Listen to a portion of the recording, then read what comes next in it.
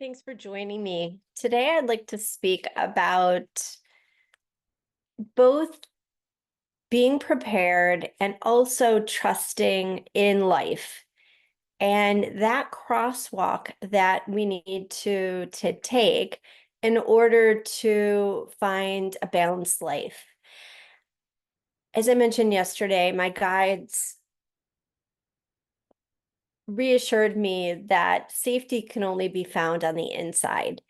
And I believe that. I believe in the power of creating our own reality and manifesting the life that we want to live and trusting in God or universal source energy and not looking to the externals for validation, fulfillment, and a sense of stability. I also believe that we live in the paradigm of the third dimension, let's call it that, and that on some level we need to play in that playground, so to speak. One of the things that came forefront, I think, to many of us in 2020 was how fast life can change.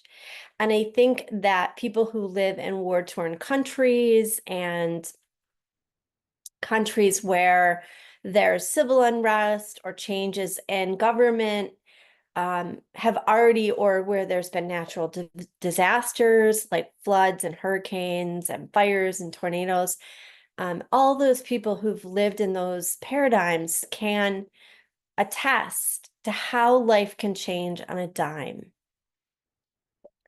So what I'd like to talk about today is how I have, over the last few years, found a sense of security by doing a few very simple things that I think will keep me semi-secure if things change for me with external resources that I now count on that might not be there.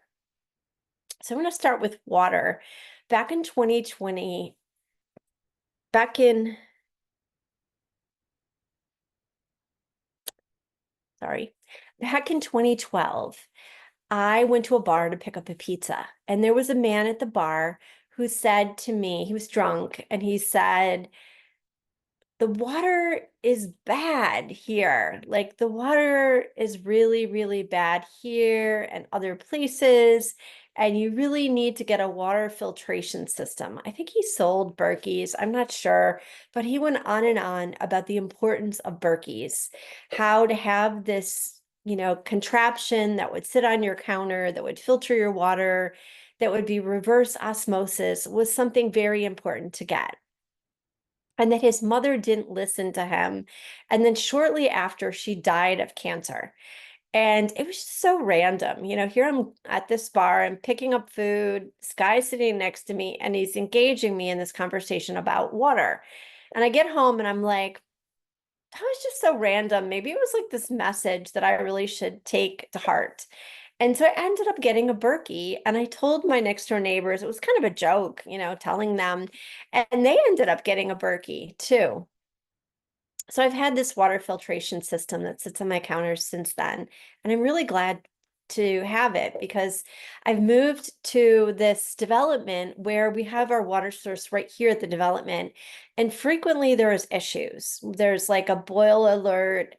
They've flushed it. There's issues. Somebody broke the line the other day, and we were without water. We're constantly having low water pressure, water that has, discoloration. So really glad to have this Berkey and this development that I live in. And in Asheville, a year and a half ago, there was a water main break. The water lines are 100 years old, really old. One of the lines broke, and a whole section of Asheville were without water for a week during the Christmas holiday or Christmas week, which was a huge deal for many people. And the town did supply them with water containers or whatever, but to not have water for a week, especially holiday season was a huge inconvenience to many people. One of the things we don't even think about unless we have a water shortage or outage is sanitation. So after the water main break in Asheville a year and a half ago, I decided to invest in a composting toilet. So I have working toilets in my home, but I also have this composting toilet. It's really simple. It's just this toilet with like a bucket, but it's, there's a seat and everything, and you can use it. You can put sawdust. I have sawdust on hand, sawdust in the bin, and then you can bring it out to be composted with hay. It's really simple. It's, believe it or not, it's hygienic. It follows the rules of the Humanure Handbook, which is an amazing book if you've ever read it. So I'm prepared. I have a Berkey. I have some water jugs on hand. I have a water catchment system. It's not big. It's just a barrel. But I also have some 5-gallon containers that I also store rainwater in when it rains to water my whole garden, to, my whole space in the front and back, which is a pretty big area. The next thing that I think many of us have done is, we've just bought some dried food, like just having some extra lentils, dried beans, and things like that on hand, just in case, there's um, a supply chain breakdown someday for a few days or whatever, you have food. So in order to cook food, just having like a fire pit outside, I mean, that's really all you need to cook food, to be able to make a fire, have a fire pit, have enough wood where you could, have some food for a few days or, even a week, have a garden, do some canning, some fermenting, so you have some storage of food from your garden, things that you ferment. So really just kind of basic things, not things that are going to last you for, months or years, but just really learning how to be self-sufficient. Um, I have found over the last few years, especially since 2020, is key. I also have a Jackery, which is like this battery. It's like a generator battery, and it's powered by electricity, but it's also can be powered by solar. And it's not gonna be a save all if I lose power, but it does work. It's interesting.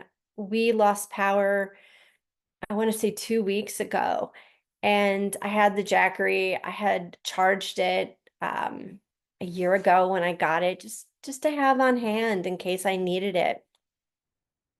So I pulled this Jackery out, and we had like 70% charge. And I had a good amount of stuff in my refrigerator and freezer. So I thought, well, why don't I just try to plug it into this Jackery, see if it works. And it did. And we were without power like 5 or 6 hours. And the Jackery was still plugging along. I think I had enough battery for the night. And so that was kind of reassuring that, if I do lose power, I would have this Jackery. The solar doesn't charge that quickly, but it would charge within, a day. So ongoing, maybe with some stopgaps, I would have um, refrigeration. So those are like really simple things that I have done to have some suburban preparedness where I wouldn't be in the state of, oh my gosh, if I was without water or electricity or even food for a short period of time, I would have this comfort and this safety net to fall on. I also have vinegar, which seems like a weird thing, But I find vinegar to be amazing for my laundry and for cleaning and things like that. So I have some vinegar that I also have in storage. And of course, last but not least, I have several rolls of toilet paper. So I'm not going to be that person that runs out to get toilet paper if there's ever any kind of need. So hope this helps you. If you have any questions, comments, let me know. And I just want to add that I was never that person. My ex and I went to Ireland with our kids in 2012, and we went without an umbrella. And I can remember we went to the B&B and it was pouring rain, and they're like, "You came to Ireland without a fucking umbrella?" So I'm probably one of the least likely person to be doing this kind of video, but it's come to the forefront for me that it doesn't hurt to have a few extra things on hand.